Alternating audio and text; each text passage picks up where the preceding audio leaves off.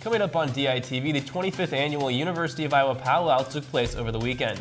And later, the university continues to move forward with the idea of becoming a public-private partnership. Did Iowa baseball knock off the best team in the Big Ten? I think you're going to like the answer coming up in sports. And it's Earth Day, but I got some bad news for the Earth. Find out more in weather. All that and more coming up on this Monday, April 22nd edition of DITV. Don't go anywhere. DITV starts right now.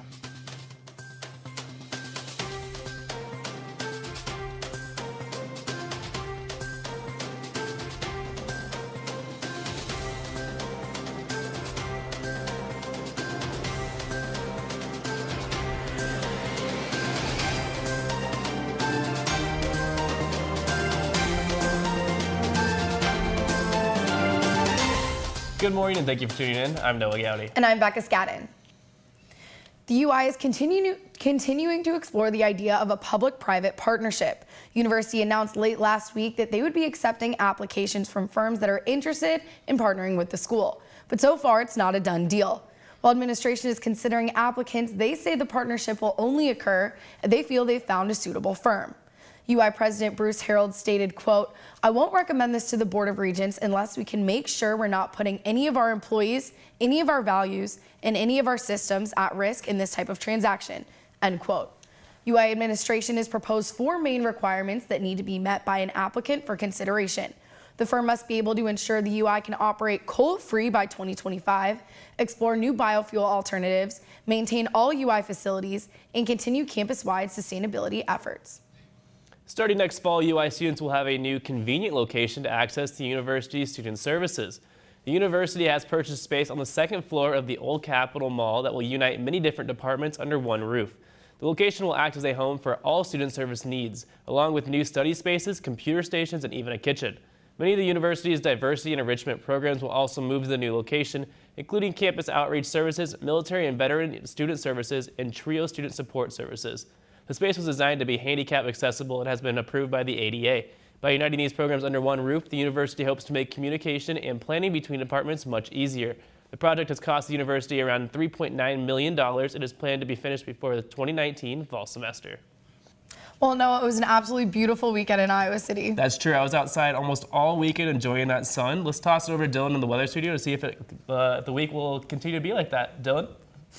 Thanks, Noah and Becca. Yes, well, speaking of those warm temperatures, as you can see here in this graph, it shows the meteoric rise of temperatures throughout the last couple centuries. Now, as it is Earth Day today, this rise in temperatures can cause degrading of habitat for many animals, a change in the available water and food for them, and a loss of integration among 2 species. Now, there was the first ever human-induced extinction due to this climate change. This animal is a bramble clay melames, a Australian wild rat that has fallen from extinction due to human-induced climate change. Now, what animals may be next? Well, for the mammal species, there are average 25% of all mammals are threatened due to this extinction from human-induced climate change. Now, there is a polar bears that are up in the North Pole. As you can see here, the ice is melting and the polar bear is struggling to get out of the water. Now, this will be a problem for many mammals, so be on the lookout for that, as it is Earth Day today, so watch out for your recycling and various other sustainability efforts. Now, as we look into Iowa City today, the temperature is 66 this morning with partly cloudy skies, and it should be a beautiful day. As we move into tonight, our temperature lowers a bit to 58 degrees due to the cloudy skies that will come this evening. Now, as we move to the extended 5-day forecast for the week, as I mentioned, throughout today we'll have a 60% chance of some storms later tonight, but this morning's temperatures will be beautiful. Tomorrow we have partly cloudy skies with our high at 66 degrees and a low in the mid-40s. Wednesday, our temperature stays around that, similar to Tuesday, as we have a high in the low 70s and a low in the upper 40s. As we move on to Thursday, the partly cloudy skies continue. We have a high of 75, our hottest high of the week, and a low in the mid-40s at 46 degrees. Finally, to wrap up our weeks on Friday and get one more week closer to finals, we have partly cloudy skies on Friday with a high at 70 degrees and a low at around 50 degrees. Well, as you can see, we have a beautiful full week for the first time all year, so it should be an awesome week. Get out, go outside, and enjoy the sunshine. Noah and Becca, back to you guys.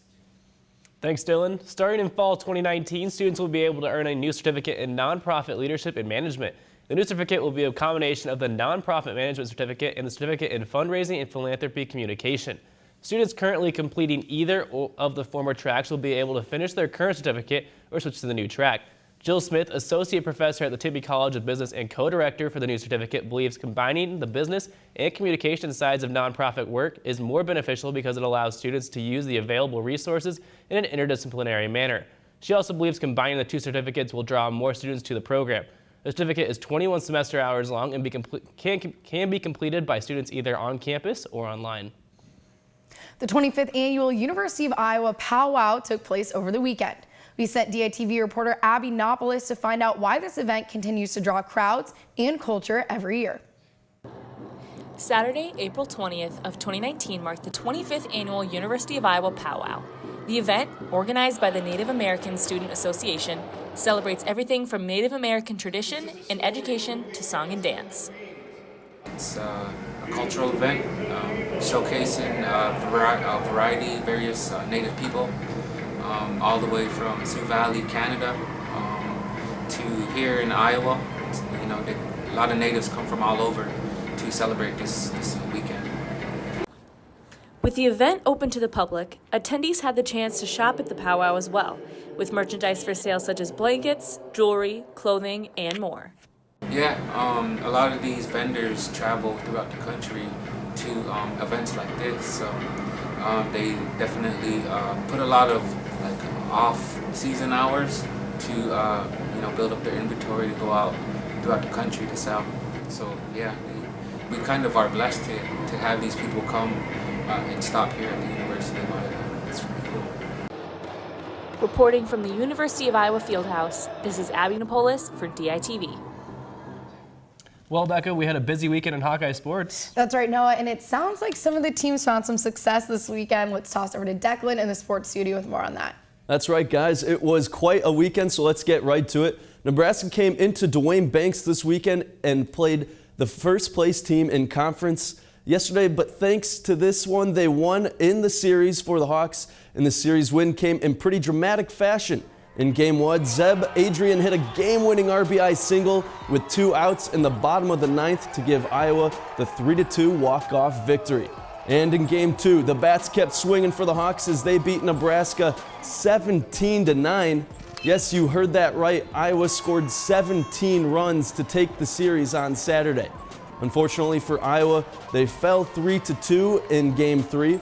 The Hawks are still happy with the series, but obviously would have liked to see the sweep.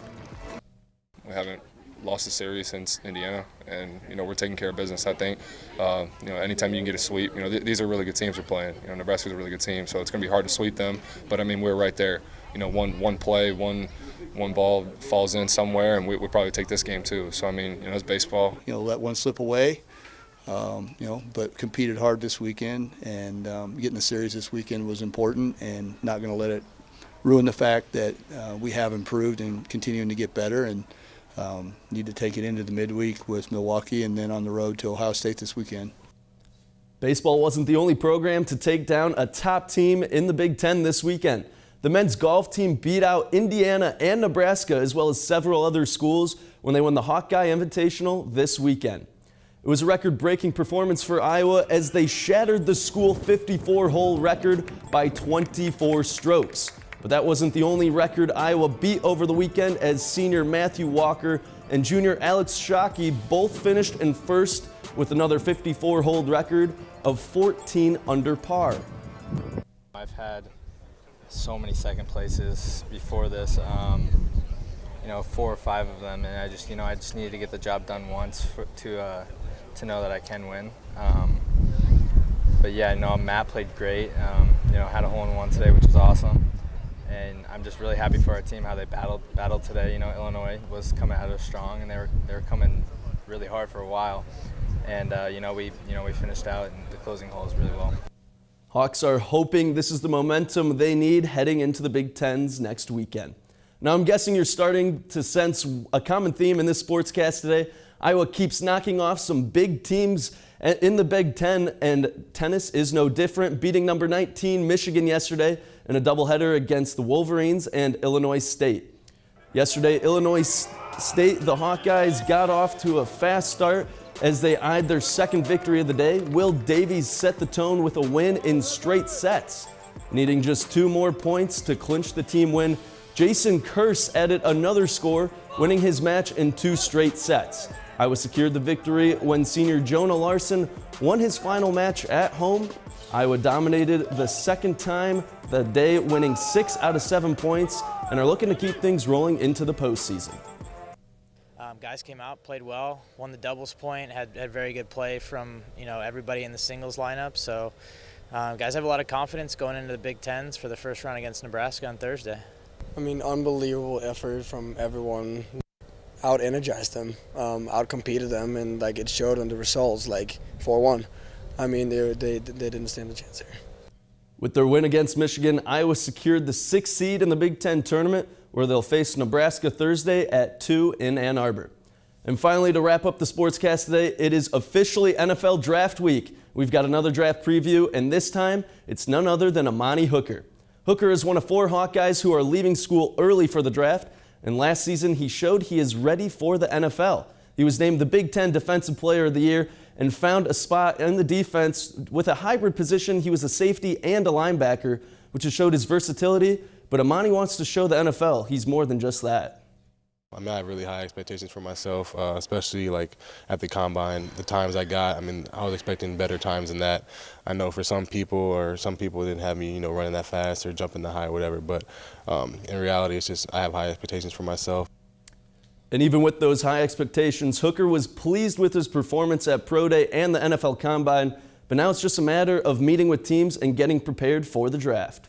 Continue to train, get in that football shape, go on a couple visits here with some teams, and some teams coming here, but it'll be good.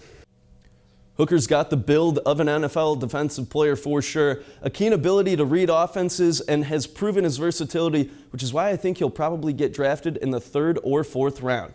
But tomorrow we'll continue our draft previews by taking a closer look at tight end Noah Fant. Guys, back to you at the desk.